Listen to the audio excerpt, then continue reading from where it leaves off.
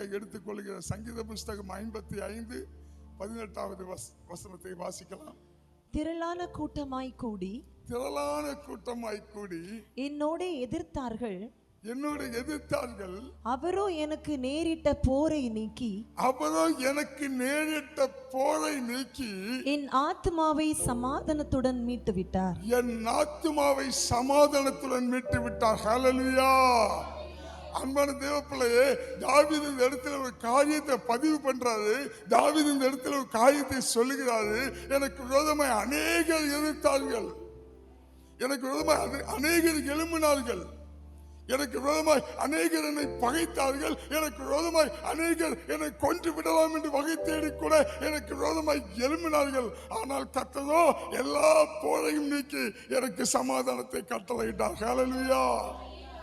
அன்பான தேவனுடைய பிள்ளையே, நம்முடைய வாழ்க்கையில் ஒவ்வொருடைய வாழ்க்கையில் நம்ம இதை சொல்ல முடியும். நமக்கு விரோதமான பல போர்கள், நமக்கு விரோதமான பல பிரச்சனைகள், நமக்கு விரோதமான பல போராட்டங்கள், நமக்கு விரோதமான பல நெருக்கங்கள். அதன் மத்தியில் கர்த்தர் என்ன செய்கிறார்னா, எல்லாவற்றிலிருந்து நம்மளை மீட்டு நமக்கு சமாதானத்தை தந்திருக்கிறார். ஹல்லேலூயா, ஹல்லேலூயா. அதனால தேவ பிள்ளைகளாகிய உங்களுக்கு ஒன்று சொல்றேன், எப்பொழுதுமே பயப்படாதிருப்பீர்களாக. எத்தனை பேர் எதிர்த்தாலும் சரி, எத்தனை பேர் உங்களுக்கு விரோதமாய் வந்தாலும் சரி, எத்தனை பேர் உங்களுக்கு விரோதமாய் பிரச்சனை பண்ணாலும் சரி, யார் உங்களுக்கு விரோதமாய் எழும்பினாலும் சரி, யார் உங்களை குறித்து பலவிதமான காரியத்தை தீமையாய் பேசினாலும் சரி, அவர்கள் மத்தியில கர்த்தர் உங்களுக்கு சமாதானத்தை தந்து உங்களை எழும்ப பண்ணுவாராக. பாருங்க, எங்கெங்க நம்ம அவமானப்படுத்தப்படுறோமோ அங்கதான் கர்த்தர் நம்மளை உயர்த்துவார். நம்ம நினைக்கிறோம், இந்த இடத்துல நான் அவமானப்படுறேன், இந்த அவமானத்தை என்னால தாங்க முடியல, இந்த வேதனை என்னால தாங்க முடியல, இந்த சிறையிருப்பை என்னால தாங்க முடியல, எனக்கு விரோதமா எழும்புகிற இந்த பிரச்சனை என்னால எதிர்கொண்டு நிக்க முடியல நம்ம நினைக்கிறோம். கர்த்தர் சொல்றாரு, எங்க நீ பிரச்சனை அனுபவிக்கிறியோ, எங்க பாடுகளை அனுபவிக்கிறியோ, எங்க துன்பங்களை அனுபவிக்கிறியோ, எங்க உனக்கு விரோதமா எதிர்ப்புகள் உண்டாகுதோ, எங்க உன்னை குறித்து சிலர் பேசிக் கொண்டிருக்கிறாங்களோ, எங்க உன்னை குறித்து சிலர் தூஷணமாய் சொல்லிக் கொண்டிருக்கிறாங்களோ, எங்க உன்னை குறித்து புறங்கூறி கொண்டிருக்கிறாங்களோ, அந்த இடத்துல உன் தலையை நான் நிம்மலா பண்ணுவேன்னு கர்த்தர் சொன்னார். அல்லேலூயா. அப்ப கவனிங்க, உங்களுக்கு விரோதமா யாரோ ஒருத்தர் பேசுகிறார்னா கர்த்தருடைய கரம் உங்களோட இருக்குது. ஒரு இடத்துல உங்களை வைக்கப்பட விடவே மாட்டார். அல்லேலூயா. சில பிரச்சனைகள் மறுபடியும் வந்து என்ன செய்யணும், நம்ம முன்னாடி நமக்குள்ளால ஒரு அழுத்தத்தை கொடுத்துக்கிட்டு இருக்கலாம். பாருங்க, சில பிரச்சனைகள் மறுபடியும் நம்மளை நோக்கி எதிர்கொண்டு வந்து கொண்டிருக்கலாம். சில அவமானங்கள், சில நிந்தைகள், சில நெருக்கங்கள், நம்மளை குறித்த சில பழிச்சொல்கள் நம்மளை நோக்கி வந்து கொண்டிருக்கலாம். நீங்க என்ன செய்யப்படக்கூடாது, பயப்படக்கூடாது. ஹல்லேலூயா. ஏன்னா உங்களுக்காய் யுத்தம் செய்கிறவர் ஒருவர் உண்டு, உங்களுக்காய் வழக்காடுகிறவர் ஒருவர் உண்டு, உங்களுக்காய் பரிந்து பேசுகிறவர் ஒருவர் உண்டு, உங்களுக்காய் காரியங்களை செய்கிறவர் ஒருவர் உண்டு. அப்ப எந்தெந்த இடத்துல நீங்க எதிர்ப்பை சந்திக்கிறீங்களோ அந்த இடத்துல கர்த்தர் உங்களுக்கு ஒரு வாய்ப்பை ஏற்படுத்துகிறார். ஹல்லேலூயா. பக்கத்துல சொல்லுங்க, உங்களுக்கு ஒரு எதிர்ப்பு வருதுன்னா பயப்படாதீங்க, அங்கதான் கர்த்தர் உங்களுக்கு காரியத்தை உண்டு பண்ணுகிறார். சிலர் உங்களுக்கு விரோதமாக கோல் மூட்டலாம், சிலர் உங்களுக்கு விரோதமாக குண்டனி சொல்லலாம், ஏதாவது புகை மூட்டலாம். புகை மூட்டா தெரியுமா, உங்களை குறித்து ஏதாவது அக்கம் பக்கத்துல பத்த வச்சுக்கிட்டே இருக்கிறது. உங்களுக்கு கூட தோணும், என்னடா இவன் எப்ப பார்த்தாலும் என்ன பத்தியே பேசிட்டு இருக்கான், எங்க போனாலும் என்ன பத்தியே பேசிட்டு இருக்கான், ஏன்டா இந்த வேதனையோ, எங்க போனாலும் என்ன பத்தி ஏதாவது சொல்லி கொடுத்துட்டே இருக்காங்களே. இவருடைய வாழ்க்கையில எதுக்கு எடுத்தாலும் என்ன போட்டு என்ன செய்யாங்க, வதக்குறாங்கன்னு நினைக்கலாம். ஆனா கர்த்தர் சொல்றாரு, ஒரு அளவுக்கு மீறி அழுத்தத்தை உனக்கு ஒருபோதும் ஒருவனும் கொடுக்க முடியாது. குக்கருக்கு அழுத்தம் கொடுக்க என்ன ஆகும், முழக்கம் ஜாஸ்தி ஆகும். குக்கருக்கு இன்னும் அதிகமா அழுத்தத்தை கொடுத்தா விசில் சத்தம் ஜாஸ்தி ஆகும். இன்னும் அதிகமா குக்கருக்கு அழுத்தத்தை கொடுத்தா கம்பீரம் ஜாஸ்தி ஆகும். அதை மீறி அழுத்தத்தை கொடுத்தா குக்கர் வெடிச்சிடும். ஆபத்து உனக்கு தான். ஹல்லேலூயா. பக்கத்துல சொல்லுங்க, யாருக்கு அழுத்தம் கொடுக்காத. அழுத்தம் கொடுத்தா சீறி பாயும். பாருங்க, சிலர் அழுத்தம் கொடுக்கறதுனால நம்ம என்ன ஆகுதுன்னா, நம்ம மண்டையில பயங்கரம் என்ன ஆகுது, புகைமூட்டை உண்டாகுது. நம்மளை குறித்து யாராவது பேசினாலே நம்ம மண்டையில என்ன ஆகுது, டென்ஷன் ஆகுது. மண்டைக்குள்ளால ஒரு மன உளைச்சல் உண்டாகுது. மண்டை புகையுது. பக்கத்துல கேளுங்க, மண்டை புகையுதா? பக்கத்துல கேளுங்க, மண்டை புகையுதா? கர்த்தர் உனக்குள்ளால ஒரு திரிய வச்சிருக்கிறாரு. கர்த்தர் உனக்குள்ளால ஒரு திரிய வச்சிருக்கிறாரு. எவன் எவன்லாம் உனக்கு புகை மூட்டத்தை மூட்டுக்கிட்டே இருக்கிறானோ, எவன்லாம் புகை போட்டுக்கிட்டே இருக்கிறானோ, அது புகைக்கிற வரைக்கும் தான் புகைய போட முடியும். பத்தி எரிய ஆரம்பிச்சுட்டு என்ன செஞ்சிருவான், எழுந்து ஓடிடுவான். ஓதனுக்கிட்ட நிக்க முடியாது. ஹல்லேலூயா. அப்போ எப்பெல்லாம் உங்களுக்கு விரோதமாய் புகை மூட்டப்படுதோ, எப்பெல்லாம் உங்க தலையில ஒரு புகை மண்டலம் வந்து அடையுதோ, எப்பெல்லாம் உங்களுக்கு தலைக்குள்ளால ஒரு டென்ஷன் உண்டாகுதோ, எப்பெல்லாம் ஒரு வேதனை உண்டாகுதோ, அப்பெல்லாம் நீங்க என்ன செய்யணும், உங்களுக்குள்ளால ஆண்டவர் ஒரு திரியை வைத்திருக்கிறாரு. அந்த திரியுடைய பெயர் அபிஷேக திரி. அபிஷேகங்கிற அக்கினிய அவர் இங்க வச்சிருக்கிறாரு. அப்ப பாருங்க, உங்களுக்கு இங்க குடைச்சல கொடுத்தா நீங்க என்ன செய்யணும், இங்க எரிய விடணும். பக்கத்துல சொல்லுங்க, இங்க குடைச்சல் வந்தா இங்க எரிய விடு. ஏன்னா இங்க இருக்கிறது ஒரு தீ, அது எரிச்சுக்கிட்டே இருக்கும். பாருங்க, தாவீது இருக்கான்ல, தாவீது யுத்த காலத்துக்கு வர்றான். ஏன் தாவீது யுத்த காலத்துக்கு வர்றான்னா, தாவீதுடைய 3 சகோதரர்கள். 1 சாமுவேல் 17வது அதிகாரம் எடுத்து வைத்துக் கொள்ளுங்க. வாசித்து கடந்து போக நேரம் இல்லை. 17வது அதிகாரம். இப்போ தாவீதுடைய 3 சகோதரர்கள் எங்க நிக்கிறாங்கன்னா, யுத்த காலத்துல. நல்லா புரிந்து கொள்ளுங்க. சவுல் ராஜாவா இருக்கிறான் இஸ்ரவேலுக்கு. இந்த சவுல் ராஜ்யபாரம் பண்ணும்போது ஈசாயுடைய பிள்ளைகள் 3 பேர் சவுலுக்கு யுத்த வீரர்களாய் வேலை செய்து கொண்டிருக்கிறாங்க. இப்ப ஒரு யுத்தம் உண்டாகுது. எங்கன்னா பெலிஸ்தருக்கும் இஸ்ரவேலருக்கும் ஒரு யுத்தம் உண்டாகுது. இந்த யுத்த காலத்துல போய் இஸ்ரவேலர்கள்லாம் நிக்கும் போது ஒரு பெலிஸ்தீன் கோலியாத்து டெய்லி வர்றான். வந்து இவன் என்ன சொல்றான்னா, இஸ்ரவேலை பார்த்து, உன்கிட்ட இருந்து ஒருத்தன் வந்து என்னோட யுத்தம் பண்ணி ஜெயிச்சுட்டானா நாங்கெல்லாம் உங்களுக்கு அடி பண்ணிச்சோம். அல்லாம நான் ஜெயிச்சுட்டேனா இஸ்ரவேலாகிய நீங்க எல்லாரும் எனக்கு அடி பண்ணிச்சோன்னு சொல்லி அனுதினமா ஒரு கோலியாத்தை சவால் விட்டுக்கிட்டு நிக்கிறா. இந்த இடத்துல பாத்தீங்கன்னா இஸ்ரவேலும் இந்த சவுலோடு கூட இருக்கிற யுத்த வீரர்களும் இந்த யுத்த காலத்துல வந்து ஒன்னும் செய்ய முடியாம முழிச்சுக்கிட்டு இருக்கிறாங்க. இந்த சூழ்நிலையில தாவீதுடைய அப்பா ஈசாய் சொல்றாரு, தாவீதை பார்த்து, தாவீது என்ன பண்ணிட்டு இருக்கிறான், ஆடு மேய்ச்சிட்டு இருக்கிறான். தாவீது மேல ஏற்கனவே ஆண்டவர் ஒரு திரிய வச்சுட்டாரு, ஒரு அக்கினிய வச்சுட்டாரு, ஒரு ஃபயரை வச்சுட்டாரு. இந்த ஃபயரை வச்சுக்கிட்டு தாவீது என்ன செய்யறானா, ரொம்ப பாவமா ஆடு மேய்ச்சிக்கிட்டு இருக்கிறான். இப்ப ஈசாய் கூப்பிட்டு தாவீது சொல்றாரு, உன்னுடைய சகோதரர்களாகிய உன்னுடைய மூத்தவர்கள் 3 பேர் யுத்த காலத்தில் இருக்கிறாங்க, அவங்களுக்கு நீ சாப்பாடு கொண்டு போய் சொல்லி இந்த தாவீதை யுத்த காலத்துக்கு அனுப்புறாங்க. தாவீது யுத்த காலத்துக்கு வர்றான். தாவீது யுத்த காலத்துக்கு வரும்போது என்ன நடக்குதுன்னாக்கி, கோலியாத்து சவால் விட்டுக்கிட்டு இருக்கிறான். தாவீது கேட்கிறாங்க, என்ன நடக்குது? உடனே தாவீதுடைய சகோதரன், மூத்த சகோதரன் தாவீதை பார்த்து என்ன சொல்லுவானா, நக்கல் அடிப்பான், பரியாசம் பண்ணுவான். உன்னிடத்துல இருந்த சொற்ப ஆடுகளை நீ எங்கே விட்டு வந்தாய்? யுத்த காலத்துல நீ வேடிக்கை பார்க்க வந்தாயா? யுத்த காலத்துல உன்னுடைய டைம் பாஸ் வந்து பண்ண வந்தாயா? உன்னுடைய இதயத்தின் துணிகளை என்னன்னு எனக்கு தெரியும் சொல்லி இந்த அண்ணன் என்ன செய்யறானா, தம்பியாகிய இந்த தாவீதை உபசரிக்கல. தாவீது யுத்த காலத்துக்கு வரும்போது கூட இந்த அண்ணனை என்ன செஞ்சானாக்கி அவமானப்படுத்தினா, அசிங்கப்படுத்தினா. அசிங்கப்படுத்த தாவீதுக்குள்ளால என்னாச்சு தெரியுமா, மண்டையில புகைமூட்டம் உண்டாச்சு. பக்கத்துல கேளுங்க, உன்னை யாராவது அசிங்கப்படுத்தும் போது உனக்கு புகைமூட்டம் உண்டாகுதா?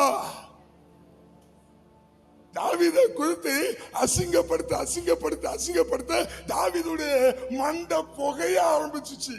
நமக்கு சில நேரம் புகையுது இல்ல, யாராவது நம்மளை குறித்து பேசினா நமக்கு புகையுது இல்ல. பாருங்க, புகையுதுனால இங்க எரியணும், இங்க புகையுதுனா இங்க எரியணும். ஏன் தெரியுமா? கர்த்தர் எப்ப ஒன்னு அபிஷேகித்தாரோ அது முதல் இங்க ஒரு அக்கினிய வச்சுட்டாரு. உனக்கு யாராவது இங்க குடைச்சல கொடுத்தா இங்க எரிய விடு, அபிஷேகத்தை வளர விடு, உனக்குள்ள அக்கினியை எரிய விடு. பாருங்க, தாவீது யுத்த காலத்தில் இருக்கிறான். இப்ப சொந்த சகோதரரை பரியாசம் பண்றான், ஏளனம் பண்றான், அவமானமா பேசுறான். தாவீதுக்குள்ளால என்ன ஆயிடுச்சு? அக்கினி பற்றி எரிய ஆரம்பிச்சிருச்சு. பற்றி எரிய ஆரம்பிச்சதுனால ஒரே ஃபயர் தான், ஒரே ஃபயர், ஒரே கல்லு தான். கோலியாத்து கீழே. அப்ப கவனிங்க, எப்பெல்லாம் உங்களுக்கு பிரஷர் உண்டாகுதோ அப்பெல்லாம் உங்களுக்குள்ளால் இருக்கிற அபிஷேகம் வேலை செய்யும். உங்க முன்னாடி ஒருவனும் நிலை நிற்க முடியாது. இந்த சகோதரர்களை தாவீதை பார்த்து கேட்டாங்க, நீ ஏன் இங்க வந்த, நீ ஏன் இங்க வந்தன்னு சொல்லி அவமானப்படுத்தினாங்க. எந்த யுத்த களம் தாவீதுக்கு அவமானத்தை கொண்டு வந்துச்சோ அதே யுத்த களம் தான் தாவீதுடைய வாழ்க்கையில ராஜாங்கிற வாய்ப்பை கொண்டு வந்துச்சு. ஹல்லேலூயா. அப்ப கவனிங்க, எந்த இடத்துல நீங்க அவமானப்படுத்தப்படுறீங்களோ, எந்த இடத்துல வேதனை அனுபவிக்கிறீங்களோ, எந்த இடத்துல நீங்க கஷ்டப்படுத்துறாங்களோ உங்களை, அந்த இடத்துல கர்த்தர் உங்களை கனப்படுத்துவாரு. பக்கத்துல சொல்லுங்க, அவமானத்தை நினைச்சு வேதனைப்படாத, உனக்கான காலம் இருக்குது. ஹல்லேலூயா, ஹல்லேலூயா. ரொம்ப ஆட்டம் போடாத, அடங்கி போ. பக்கத்துல சொல்லுங்க, கையை விட சொல்லுங்க, ரொம்ப ஆடாத, அடங்கி போ. அடங்கி போகிறவனுக்கு ஆடுறதுக்கு ஒரு காலம் வரும். கர்த்தர் சொல்றாரு, நீ அடங்கி போக, அடங்கி போக, அடங்கி போகிற உனக்கு ஒரு காலம் வரும். உன்னை அடக்க நினைக்கிறவனுக்கோ வாழ்க்கை முடிச்சு போகும். பாருங்க, தாவீதுக்கு ஒரு காலம் வந்துச்சு. தாவீதை எல்லாரும் அற்பமா பார்த்தாங்க. ஆனா அதே தாவீதை குறித்து இந்த எருசலேமுக்குள்ள தாவீது வரும்போது ஸ்திரீகள் ஆடி பாடினாங்களா. சவுல் கொண்டது 1000, தாவீது கொண்டது 10000. ஹல்லேலூயா. அப்ப நல்ல கவனிக்க, உங்களுக்கு எங்க ஒரு எதிர்ப்பு வருதோ அங்க உங்களுக்கு ஒரு ஜெயம் இருக்குது, அங்க உங்களுக்கு ஒரு வெற்றி இருக்குது, அங்க உங்களுக்கு ஒரு உயர்வு இருக்குது. ஒருபோதும் கர்த்தர் உங்களை தோற்று போகிறவர்களாக விடவே மாட்டார். ஹல்லேலூயா, ஹல்லேலூயா. நல்ல கவனிக்க, உங்களுக்குள்ள ஆண்டவர் ஒரு அபிஷேகத்தை வச்சுட்டாரு, ஒரு அக்கினியை வச்சுட்டாரு, ஒரு ஃபயரை வச்சுட்டாரு, ஒரு திரியை வச்சுட்டாரு. அது எப்ப பற்றி பிடிக்கும்னு தெரியாது. ஹல்லேலூயா. தண்ணிக்கு இந்த ட்ரிப்பு போட்டு செடிகளுக்கு தண்ணி அடிக்கிறோம்ல, தண்ணிக்கு அழுத்தம் கொடுக்க கொடுக்க கொடுக்க அது என்ன செய்யும் தெரியுமா? சீறி பாயும். அதே போலதான் உங்க மேல இருக்கிற அபிஷேகம். உங்களுக்கு யாராவது அழுத்தம் கொடுக்க கொடுக்க கொடுக்க நீங்க அமுங்கி போகிறவர்கள் அல்ல, நீங்க சீறி பாய்கிறவர்கள். ஹல்லேலூயா. ஏன்னா அப்படிப்பட்ட அபிஷேகத்தை உங்களுக்குள்ள வச்சுட்டாரு. நம்ம தேவன் எப்படிப்பட்டது தெரியுமா? தீய கொளுத்துகள் அவர் வல்லவர். பாருங்க, ஆண்டவர் இயேசு கிறிஸ்துவின் நாட்கள்ல இயேசு கிறிஸ்து ஊழியத்துக்காக போயிட்டு இருக்கிறாரு. இந்த ஊழியத்துக்கு போகும்போது கலிலேயாவுக்கு எதிரான ஒரு பட்டணம். இந்த பட்டணத்தில் திரளான ஜனங்கள் இருக்கிறாங்க. ஆண்டவர் படகுல வந்து இந்த பட்டணத்துக்கு நேராக இறங்கின உடனே அங்கிருந்து ஓடி வருகிறான் ஒருவன். அவனுக்கு உடம்புல என்ன இல்லை, வஸ்திரம் இல்லை, கை காலெல்லாம் விலங்கு போட்டிருக்குது. அவன் தன்னைத்தானே காயப்படுத்தி கொண்டிருந்தானா. அப்படி ஒரு பிசாசு பிடிச்ச மனுஷன் இருந்து ஓடி வருகிறான். இயேசு இந்த மனுஷனை பார்த்தோட கேட்கிறாரு, நீ யாருன்னு கேட்கிறாரு. அப்ப இந்த மனுஷன் சொல்றான், நான் லேகியோன்கிறான். லேகியோன்கிறது ஒரு பிசாசு. அப்ப கவனிங்க, ஆண்டவர் லேகியோன் பிசாசுல இருந்து இந்த மனுஷனுக்கு என்ன செய்யறாரு, உடனே ஒரு விடுதலை கொடுக்கிறாரு. இந்த விடுதலையை பார்த்த உடனே அந்த பட்டணத்தை சார்ந்த அத்தனை மக்களும், அந்த செய்தியை கேட்ட அத்தனை மக்களும் திரளாய் சேர்ந்து வந்து ஆண்டவருக்கு என்ன சொன்னாங்கன்னா, நீங்க இங்க பட்டணத்துக்குள்ள வரக்கூடாதுன்னு சொல்லி எதிர்ப்பை தெரிவிச்சாங்களாம். லூக்கா 8வது அதிகாரம் 36 வசனம் முதல் 40 வசனம் வரைக்கும் வாசிக்க வேண்டாம், நேரம் இல்லை. நல்ல கவனிங்க. இப்ப பட்டணத்தாரெல்லாம் சேர்ந்து வந்து சொல்றாங்க, இயேசு கிறிஸ்து இந்த பட்டணத்துக்குள்ள வரக்கூடாது, இயேசு கிறிஸ்துங்க வந்து ஊழியம் செய்யக்கூடாது. ஆனா இயேசுக்கு எப்படியாவது அந்த இடத்துல போய் ஊழியம் செய்யணுங்கிற ஒரு தாகம். ஆனா ஜனங்க எதிர்க்கிறாங்க, இங்க வரக்கூடாது. ஆண்டவர் என்ன செய்யறாரு, வேற வழி இல்ல, அந்த இடத்துல இருந்து கிளம்பி போக வேண்டிய சூழ்நிலை. அப்ப இந்த லேகியன் பிசாசு பிடிச்ச அந்த மனுஷன் தெளிந்திருக்கிறான். அந்த மனுஷன் இயேசு கிட்ட கேட்கிறான், ஆண்டவரே நானும் உங்களோடு கூட வரனே அப்படின்ட்டு. ஆண்டவர் சொன்னாரு, நீ வர வேண்டாம், நீ பட்டணத்துக்குள்ள போன்னு சொல்லி அந்த மனுஷனை அந்த பட்டணத்துக்குள்ள அனுப்பினாரு. சும்மா அனுப்பல, அந்த மனுஷனுக்குள்ளால என்ன செஞ்சான்னா ஒரு திரியை போட்டு விட்டார். ஹல்லேலூயா. பாருங்க, இயேசு இந்த பட்டணத்தை விட்டு போயிட்டாரு. பட்டணத்துல யாரும் இயேசுவை ஏற்றுக்கொள்ளல, எல்லாரும் எதிர்த்து நின்னாங்க. ஆனா இயேசு என்ன செய்தார்னா ஒரு திரியை பற்ற வைத்துட்டு போயிட்டாரு. இந்த திரி, இந்த லேகியோன் பிசாசு பிடிச்ச மனுஷன், இந்த விடுதலை பெற்ற மனுஷன் ஊருக்குள்ள போனான். பாருங்க, நேற்றைக்கு வரைக்கும் எப்படி இருந்தான்னா வஸ்திரம் இல்லாம இருந்தான், கையில விலங்கு போட்டிருந்து தன்னை தானே காயப்படுத்தி கொண்டிருந்தான். ஆனா இன்னைக்கு எப்படி இருக்கிறான், நல்லா இருக்கிறான். இத பார்த்த உடனே ஜனங்கள்லாம் என்ன சொன்னாங்க, இவனை பார்த்து என்ன சொல்லி இருப்பாங்க, வர்றது யார் தெரியுமா, மற்றவன் பிசாசு பிடிச்சவன். வருது யாதையுமா, தன்னை தானே குத்தி கிழிச்சுக்கிட்டு இருப்பான்ல அவன். வருது யாதையுமா, அந்த பன்னி கூட்டம் எல்லாம் சேர்ந்து பிடிச்சது அந்த ஆளு. இப்படியே இந்த ஊழாரெல்லாம் இந்த இந்த விடுதலையை பெற்றுக்கொண்ட மனுஷனை குறித்து பேச பேச பேச இவனுக்குள்ளால என்ன செஞ்சிருக்கோம் நினைக்கீங்க. நான் நிச்சயமா ஃபீல் பண்ணியிருக்கேன். இப்ப நான் நடந்து போகும்போது பல அவமானங்கள் நான் கடந்து வந்திருக்கேன். நடந்து போகும்போது கூட யாராவது பக்கத்துல இருந்து இருந்துகிட்டு இவன் யார் தெரியுமா, இவன் யார் தெரியுமான்னு சொன்னா நமக்கு எப்படி இருக்கும், டென்ஷனா இருக்கும்ல, கஷ்டமா இருக்கும்ல. பாருங்க, அதே போல இந்த விடுதலை பெற்றுக்கொண்ட மனுஷனை நோக்கி சொல்றாங்க, இவனுக்கு என்ன ஆகுதுனாக்கி தலையில புகைய ஆரம்பிக்குது. இவனுக்கு புகைய புகைய புகைய பக்கத்துல இருந்து என்ன செஞ்சாங்க, புகை மூட்டத்தை கூட்டிக்கிட்டே இருந்தாங்க.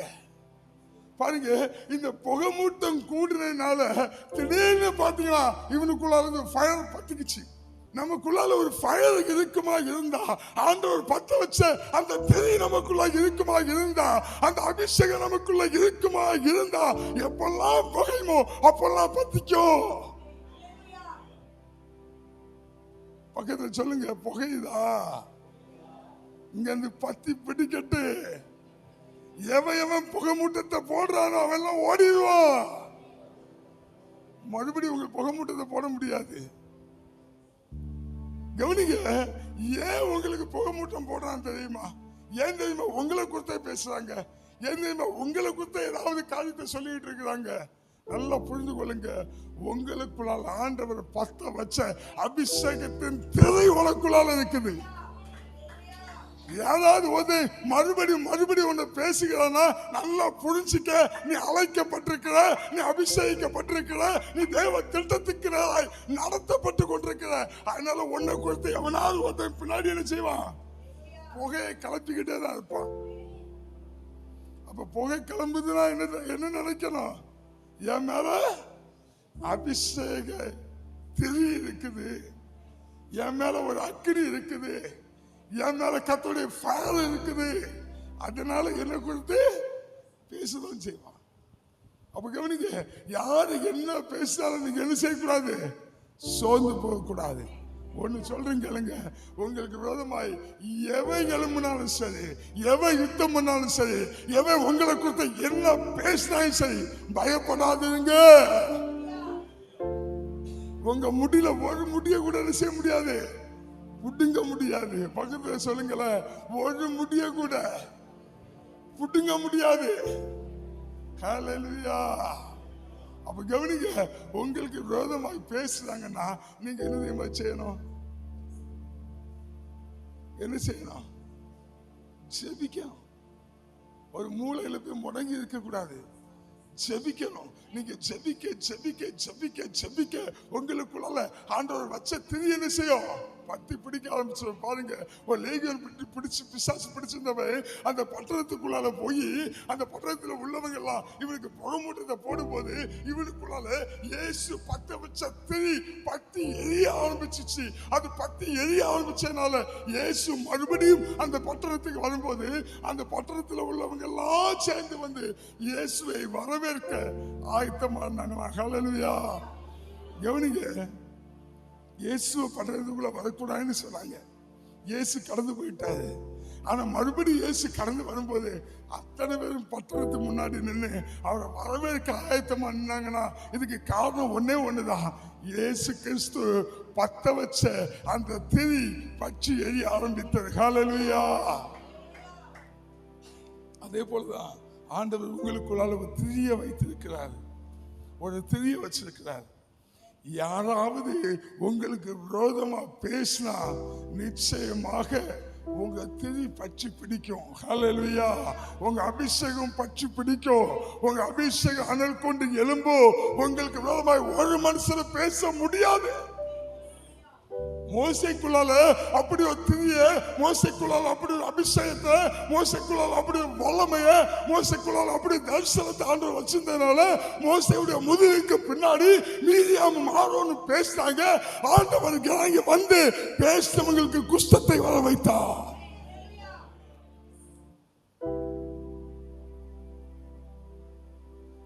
சொல்லுங்க, உனக்கு விரோதமா எவன் எவன் பேசுறானோ பக்கத்துல கையை கொடுத்து சொல்லுங்களா, உனக்கு விரோதமா எவன் எவன் பேசுறானோ, உனக்கு விரோதமா எவன் எவன் எலும்புகிறானோ, உனக்கு விரோதமா எவன் எவன் புறங்குறுகிறானோ அத்தனை பேருக்கு குஷ்டம் தான். ஹல்லேலூயா. ஒன்னு சொல்றீங்க, தேவ பிள்ளைகளுக்கு விரோதமாய் ஒருவனும் எழும்ப முடியாது. அதனால நீங்க எப்போதுமே பக்கத்துல கையை கொடுங்களா, கையை கொடுங்களா, கொடுத்து சொல்லுங்க, அவ அப்படி சொன்னா, இவ இப்படி சொன்னா, இவன் இப்படி சொன்னா, அதுதான் எனக்கு நடக்குமோ? அப்படி எல்லாம் சொல்ல மாட்டேன். எனக்கு நன்மையானதை செய்வார், என்னுடைய வாழ்க்கையில் அற்புதங்களை செய்வார், என்னுடைய வாழ்க்கையில் அதிசயங்களை செய்வார். எங்கெங்கெல்லாம் எனக்கு எதிர்ப்பு இருக்குதோ அங்கெல்லாம் எனக்கான பெரிய வாய்ப்புகளை என் தேவன் உருவாக்குவார். தலை குனிஞ்சு போங்க, என் தேவன் என்னை விடவே மாட்டார். சில வேளையில சில சில சில சோதனைகளை, சில தோல்விகளை சந்திச்சிருக்கலாம். அது எல்லாமே எனக்கு வரப்போற வாய்ப்புக்கான படிகள். சில நேரம் விளையாடுறதுக்காண்டி வெளியூர் கிளம்புவாங்க. நான் வழி அனுப்ப போகும்போது ரொம்ப சொல்லிவிடுவேன், எப்பா கப்பு முக்கியம்ப்பா, எப்பா வெற்றி நமக்கு முக்கியம்ப்பா, நமக்கு ஜெயம் முக்கியம்ப்பான்னு சொல்லி விடுவேன். பிள்ளைங்க அங்கே போய் விளையாடி முடிச்சுட்டு எனக்கு ஃபோன் பண்ணுவாங்க, எப்பா தோத்துட்டோம்ப்பா அப்படின்னு.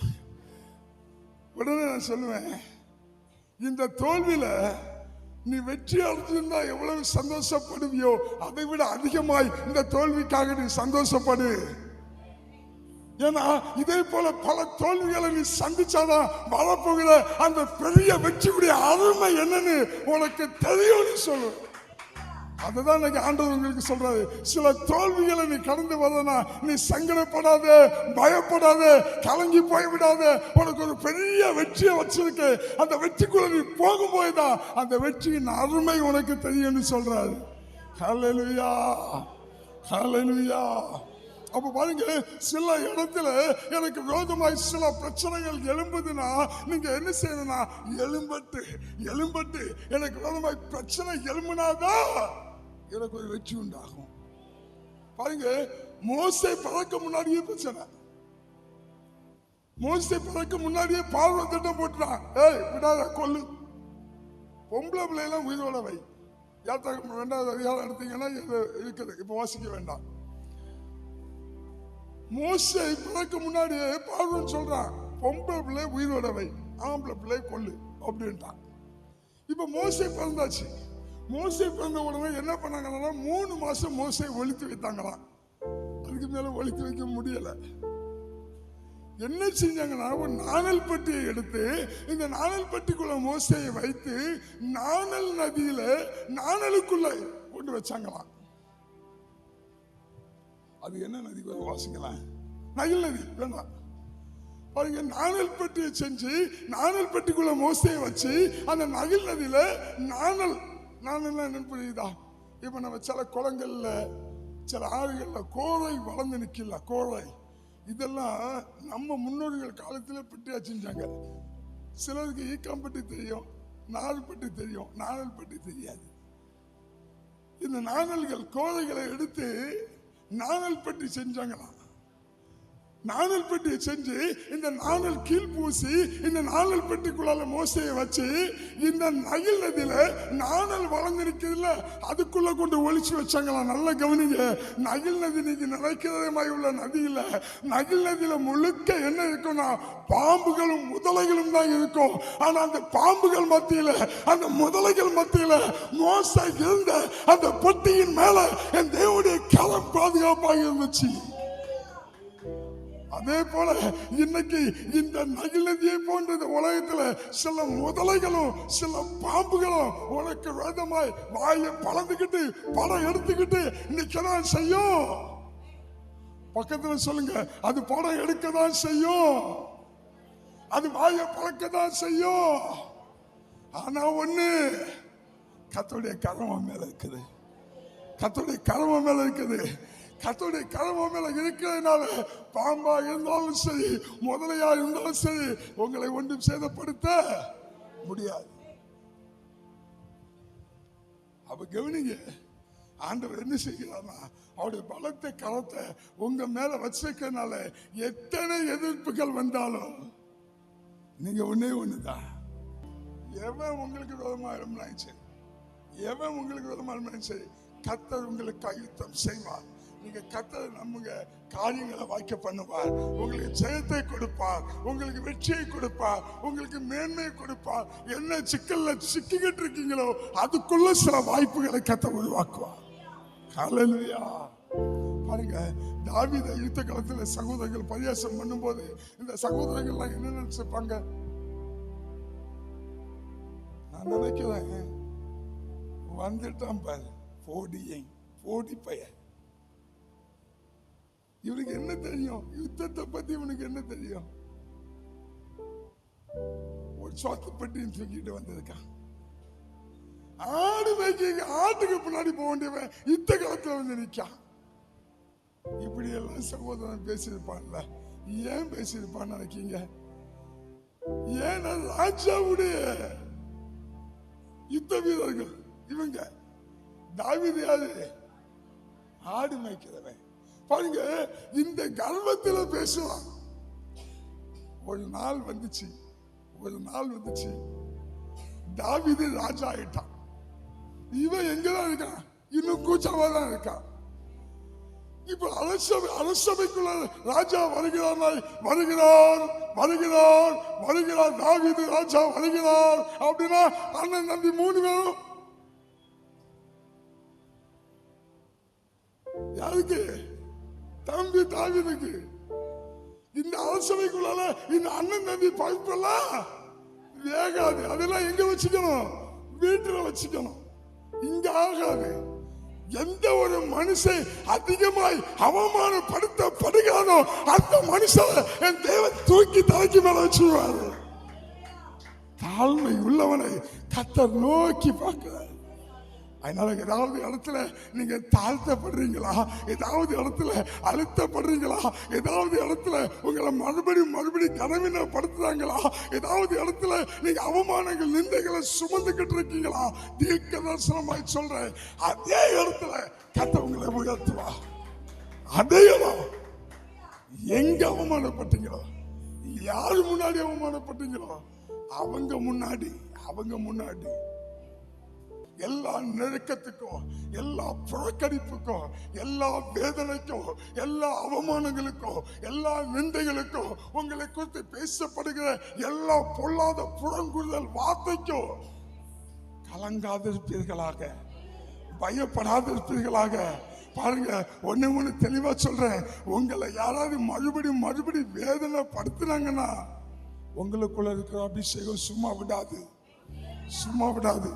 வனாந்தரமா இருக்கட்டு, இல்ல எகிப்துக்குள்ள நடந்த இந்த மோசே துரத்தப்பட்ட சூழ்நிலையா இருக்கட்டு, இல்ல மறுபடியும் தேவன் சந்தித்த நாட்களா இருக்கட்டு, எந்த சூழ்நிலையிலையும் இந்த மோசையை விட்டு தேவன் விலகி போகவே இல்லை. தேவனுடைய கரம் மோசை மேல இருந்துகிட்டே இருந்துச்சு. ஹல்லேலூயா. பக்கத்துல சொல்லுங்க, பக்கத்துல கையை கொடுங்க, நல்லா கொடுங்க. கர்த்தருடைய கரம் உன் மேல இருக்குது. தலையில அப்படி கையை வைங்க, அவங்க பக்கத்துல தலையில கையை வைங்க. கர்த்தருடைய கரம், கர்த்தருடைய அபிஷேகம். சும்மா கை வைங்க, சின்ன பிள்ளை பையன் பிள்ளை பார்க்கணும், வைங்க சும்மா. கர்த்தருடைய கரம், கர்த்தருடைய அபிஷேகம், கர்த்தருடைய வல்லமை, கர்த்தருடைய ஆளுகை, கர்த்தருடைய பாதுகாப்பு உன் மேல இருக்குது. ஒருவனும் உன்னை தொட முடியாது, ஒருவனும் உன்னை நெருங்க முடியாது, ஒருவனும் உனக்கு விரோதமாய் பேசவே முடியாது.